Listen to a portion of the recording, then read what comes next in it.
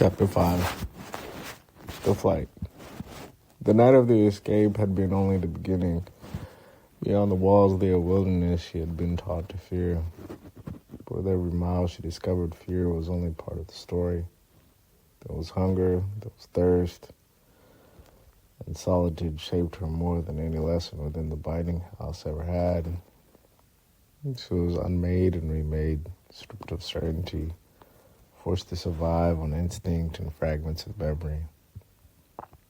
The forest was endless. By day, the canopy blazed with fractured sunlight. By night, it folded into darkness, thick as stone. She learned to read the rhythms of the earth, the tilt of shadows, the calls of birds, the movement of wind through branches. Her body weakened at first, stumbling under the strain. But each dawn brought strength she did not know she possessed after sleep. She carried no map, no destination, only the vow burned into her palm. Yet direction seemed to find her. The river became her companion, silver and merciless, carrying her both nourishment and challenge. She followed its course and sometimes walking the banks, sometimes wading through the shallow edges, but always aware it could both save and betray her. The water sang of freedom, but also it drowned the careless. Days passed into weeks, weeks into months. She marked time not with the prayer bells that she knew of from back of the wall, but with the ache in her muscles, the scabs on her feet, the steady growth of resolve. She found berries she could eat without sickness, roots that gave her strength. Once she caught a fish with her bare hands, her hunger so fierce she ate it raw. The taste was sharp and metallic, but it was the taste of survival. She was never far. Wolves stalked her, and some nights in their howls threading through the trees. Once she woke to find a serpent coiled near her fire, its tongue flickering in the silence. She froze until it slid away, her heart pounding against her ribs. Every encounter taught her the same lesson: she belonged to no one. But the world did not bend to her either. Freedom was not safety, it was not comfort, it was struggle. One morning she found footprints in the mud by the river, not hers. They were larger, heavier, and there were more than one pair. Panic had rose in her throat. But she did not worry. She knew the Binding House would not forget her. They would send men to drag her back, to bind her once again. Her scar burned at her thought. She wore a loud voice, ragged in the forest silence. I will not. I won't be taken back. I am not yours. She doubled her pace, keeping low, learning to mask her trail, doubling back. The chase was no longer imagined, it was real.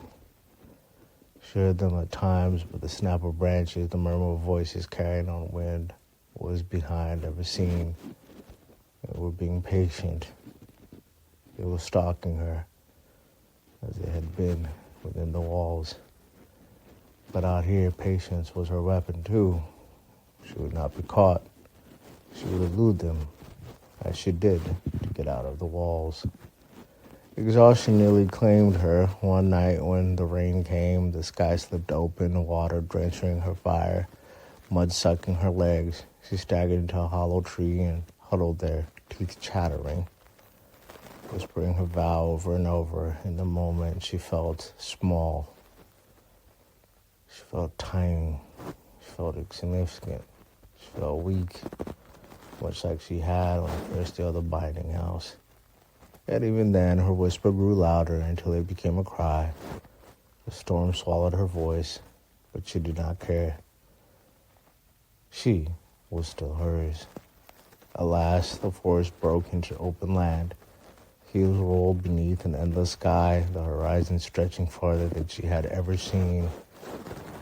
And the rain subsided, as it always does.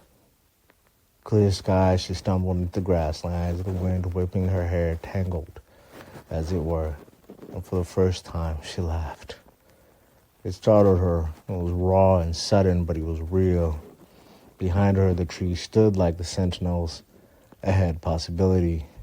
The chase had not ended. She obviously knew that they would never stop, but neither would she. She had something now it could not bind. It was distance, it was knowledge, it was growth, it was resolve, and it was a fire that burned deeper than her fear. The Binding House had marked her as a vessel. The world was marking her as a survivor. She pressed her scarred palm against her chest and whispered, "I am becoming." Her fight was not merely escape, it was a shaping of self, forged in hunger, terror, and defiance. Each step away from the Binding House was not just survival, it was rebirth. And though she did not yet know where the path would take her, she felt certain the road ahead was hers to claim. The grass bent around her as if bowing to her passage, the wind carrying her laughter farther than she thought sound could travel. And beneath the exhilaration came the reminder of footsteps still behind her. The Binding House would not yield so easily. Its change and its chain stretched long. It was defiant to its own resolve. But she was no longer walking as a prey. Each scar, each hunger, each terror endured had reshaped her into something the doctrine had not anticipated. She was no vessel, no broken fugitive. She was flame carried forward by her own breath, her own will. Night fell across the grassland, stars unfolding in the sky unshuttered by stone or ritual. For the first time, she did not count the hours by bells or bruises by constellations. She lay upon the earth, her scarred palm pressed against her chest, and she whispered this time, "The world is wide, the world is mine." Sleep took her right at that moment, not as a surrender, but as a promise that tomorrow would belong to her and her choosing.